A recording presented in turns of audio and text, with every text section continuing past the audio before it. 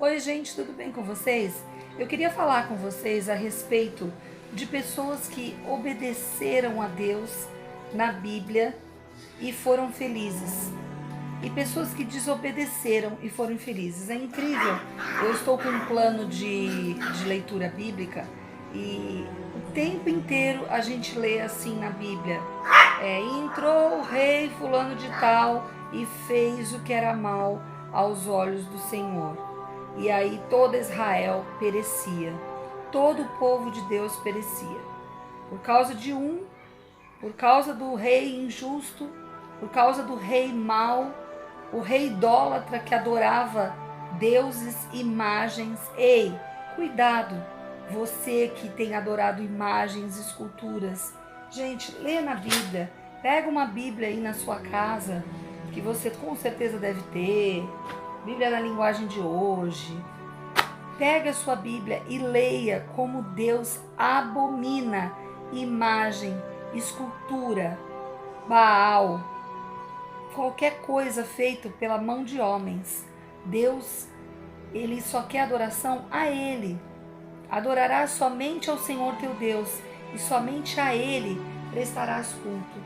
Eu vou fazer um estudinho rápido aqui com vocês, bem legal, sobre as pessoas que obedeceram a Deus na Bíblia, foram felizes, e as pessoas que desobedeceram a Deus e infelizmente padeceram.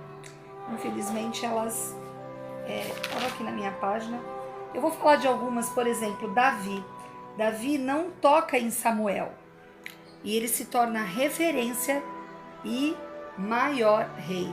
Moisés, ele larga tudo e decide ser um hebreu. Isaías, ele responde assim: envia-me a mim, e ele se torna um profeta. Pedro obedece, ele é um dos maiores apóstolos. Paulo renuncia. Jesus, ele decide morrer por nós. Tantos outros na Bíblia que a gente vê que obedeceram a Deus, né? E eles foram felizes. Meu Deus, o que é isso? Fio de cabelo rebelde. É justamente sobre isso que a gente vai falar agora.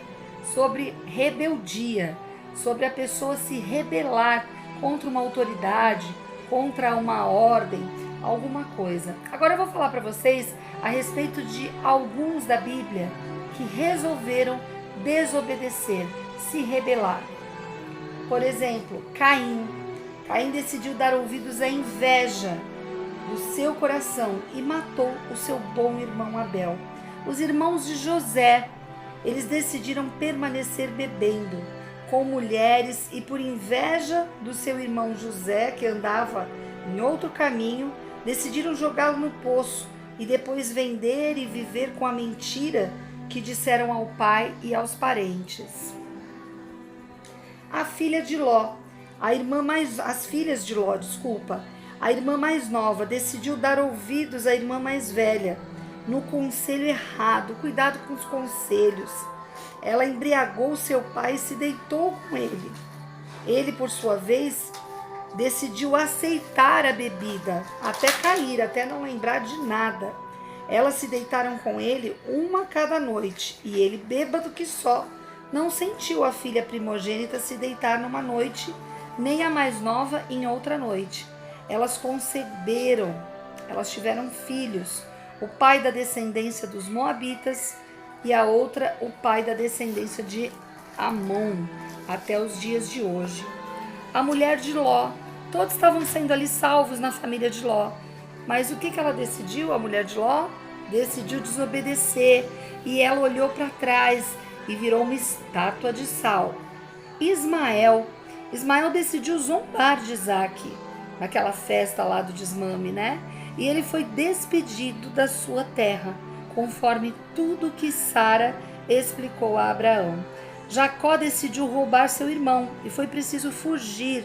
Não viu seus pais morrerem e teve que lutar com Deus e ser ferido na coxa para ser abençoado, ter seu nome trocado de Jacó para Israel.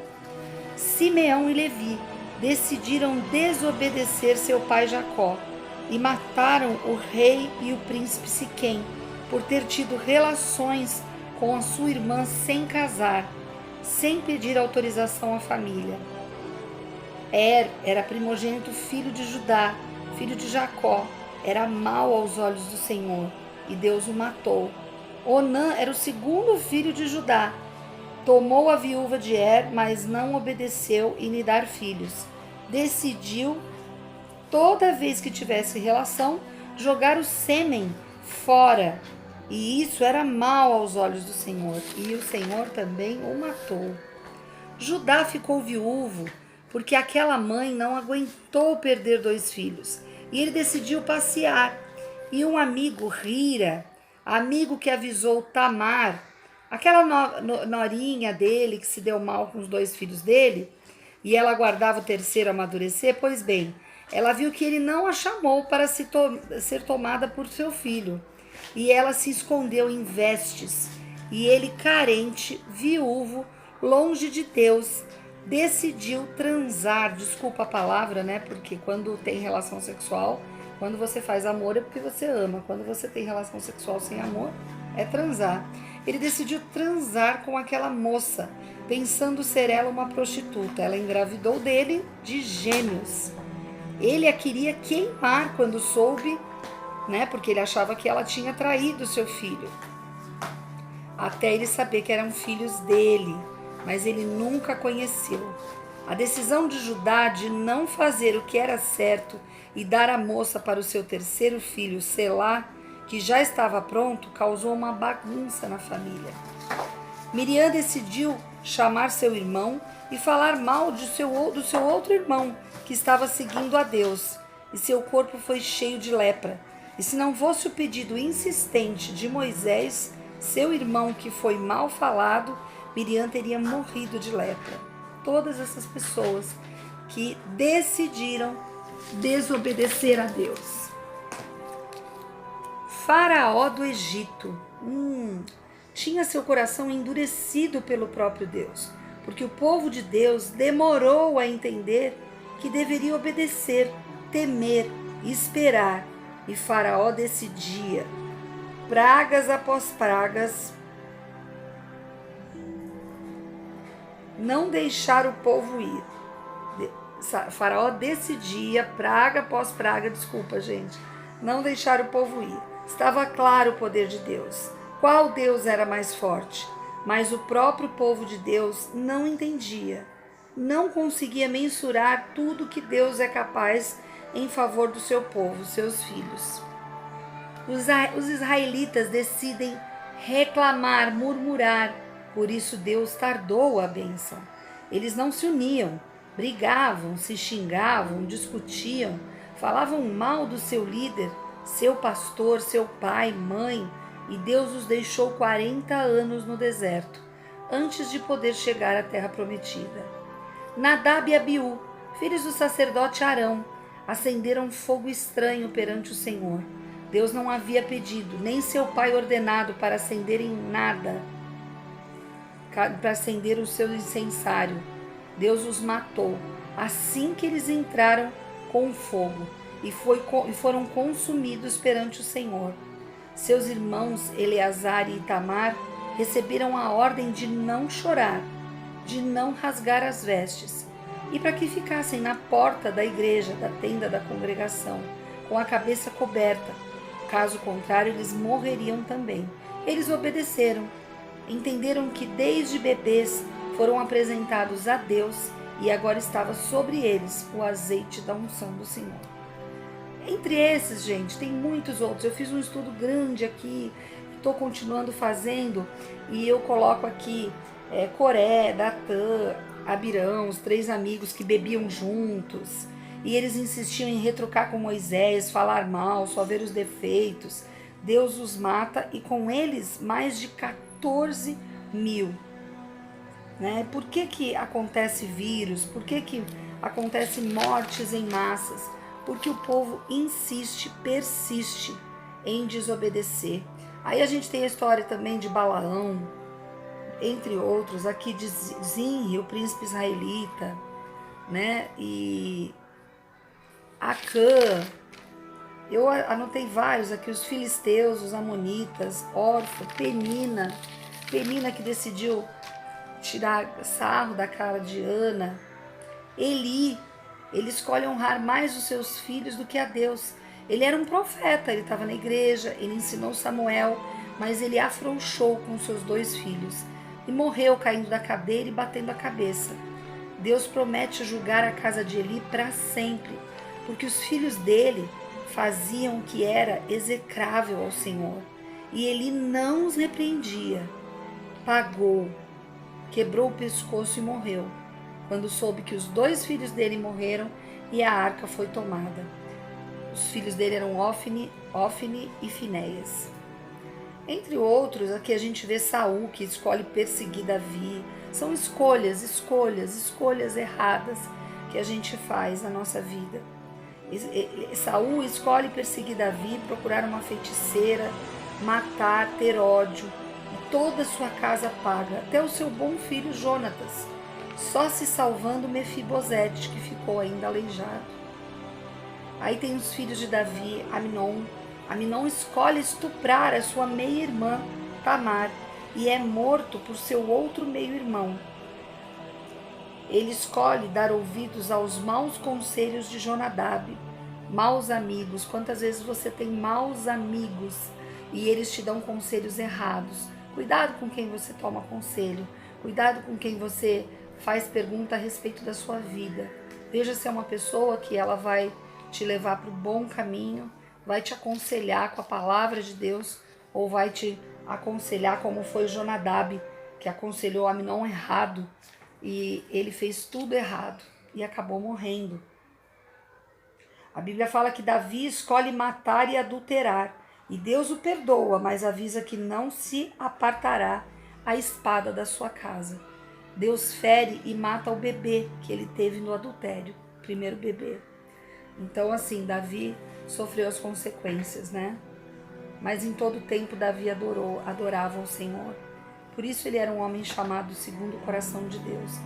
Outros homens, como Absalão, filho de Davi, ele escolhe aquecer o ódio e a vingança por seu irmão Aminon e o mata. Depois decide falar mal do pai, xingar o pai e começa a anular o pai. E quer tomar o reino, tudo do pai. Quantos filhos hoje são assim? Falam mal dos pais, criticam, só tem reclamações a respeito do seu pai, da sua mãe. Só que Absalão no final é morto por Joabe, servo de Davi. Deixa Davi arrasado. Claro, nenhum pai quer que seu filho morra, mas é inevitável, são as consequências do que vem acontecendo. Acabe foi alguém aqui que eu estudei, marido de Jezabel. Ele foi um rei fraco, casado com Jezabel, uma idólatra autoritária. Outro rei que se envolve com mulher errada. Cuidado com as escolhas que você faz. Escolha uma mulher de Deus, uma mulher de oração. Não escolha só pela aparência, porque a aparência vai embora. E Deus destrói tanto Acabe como Jezabel. O reino também é punido. Jezabel, seu marido Acabe, se vendera para fazer o que era mal aos olhos do Senhor. E ela o incitava. Uma mulher que enchia os ouvidos do marido com o mal. Gente, eu tenho aqui vários, mas eu não quero me prolongar muito nesse vídeo. O que eu quero dizer para vocês é que vale a pena obedecer. Todas as bênçãos do Senhor seguirão aqueles que obedecem. Aqueles que desobedecem sofrem.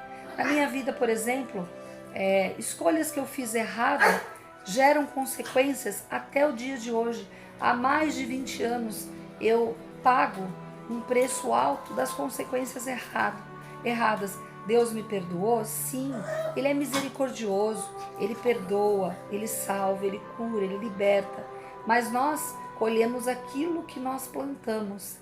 E temos que ver que, por exemplo, uma decisão errada na parte emocional, na sua parte sentimental, ela pode causar tragédias horríveis no seu relacionamento, no seu casamento, com os seus filhos. Atrapalha toda uma vida.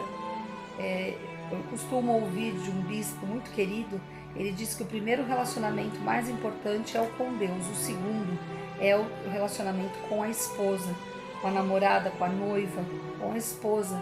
Então, se você está bem com a parte, com o teu marido, com o teu cônjuge, com a sua pessoa que você vive, você vai bem nas outras áreas. Quando isso vai mal, quando a parte sentimental vai mal, tudo vai mal. É muito importante. Se você decidiu casar, escolha o melhor, escolha a melhor. Escolha.